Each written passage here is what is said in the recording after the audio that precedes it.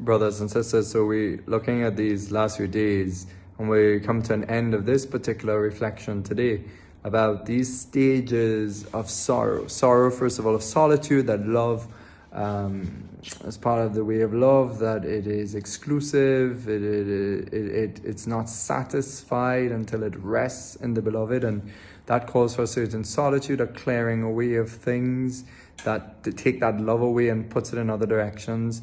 And it's a clearing away of attachments and disordered affections and channeling it towards the beloved, and so it kind of creates this solitude, this pulling into this place to be able to be focused on the one we love. And all this is in view of the context of looking at these laws of love, but in view of God. Then we looked about how this then can lead to a really stronger presence and sense of the beloved in this sorrow, and there's longing, and that it leads to this. It leads to longing and desire. How after that stage, it can kind of increase this desire in us for God and for Him, and that desire, that longing for God in itself is a sorrow, because we're not yet fully there to see His face, and we long for it, and we long to be with Him, and you could see this sometimes with people as they approach death, or, it's this real, all of a sudden they're overcome by this great grace, and they start longing to see God and longing to be with the ones who've left before them, etc. And today then we just want to look at the next sorrow, which is the sorrow of transformation, that in Jesus communicating His sorrow to us. I mean, because that's essentially what's happening when we're suffering, when we're faced with afflictions of all sorts. We're tasting Jesus' suffering, because He took everything on the cross, past, present, and future, you could say, and the cross is at the center of life, of the world. He experienced everything in his divine and human heart in this most incredible way. And so the Lord, your suffering and my suffering, is really a taste of His. And I suppose the joy that comes from it is if we really want to love God, if we love Jesus, that's foundational. And if we love Jesus, we want to be close to Him and intimate. And therefore, if suffering is this principal rule, that suffering unites us to Jesus the most. And if being united to Jesus the most through suffering, and because we love Jesus, then suffering then produces this joy.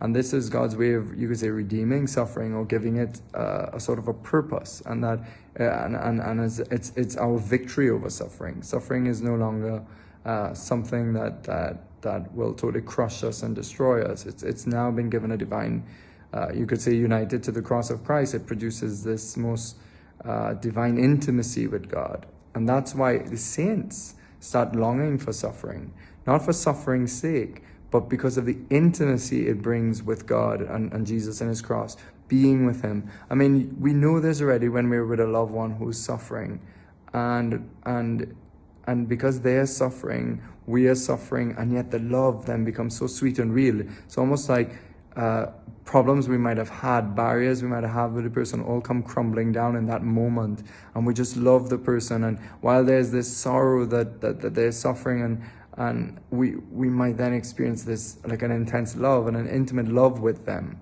And it's the same thing with the Lord. And we see this, the suffering and the frail can bring out a great love in us. I know people who love to go to Lourdes and help out with all the sick people there, because the sick people transform their hearts. Their hearts that are hard might become soft and experience this exquisite love, but it comes from a suffering love.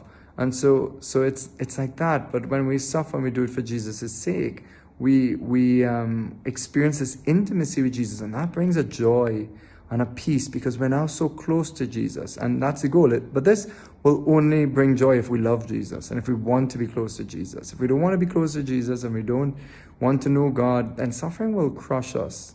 It will be a victory over us. But for Christians in love with Christ, suffering is like food for us. It's like it brings us closer to Christ.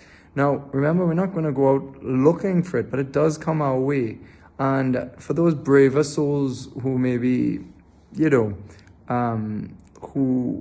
are seeking for that more perfect union with God, they might take on mortifications, they might take on, fasting, they might take on, with a lack of sleep and suffer out of joy to give it to Christ because it saves souls. And knowing that you save souls, that brings love, and the love gives rouse to joy in the soul.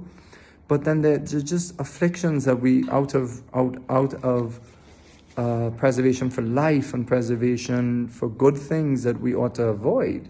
A martyr, someone who's going to be martyred has every right to protect their life, but they surrender it willingly because they know that the early Christian martyrs surrendered because it was beyond their control in one sense. And so, they could have renounced their faith, but they didn't want to do that. And so it was because they chose not to renounce their faith, and they decided to then surrender their lives in the Lord, and they often receive an incredible grace of joy and peace. So the Lord doesn't abandon his faithful in the depths of suffering, but he gives them this peace, this sweetness of the sense of his closeness.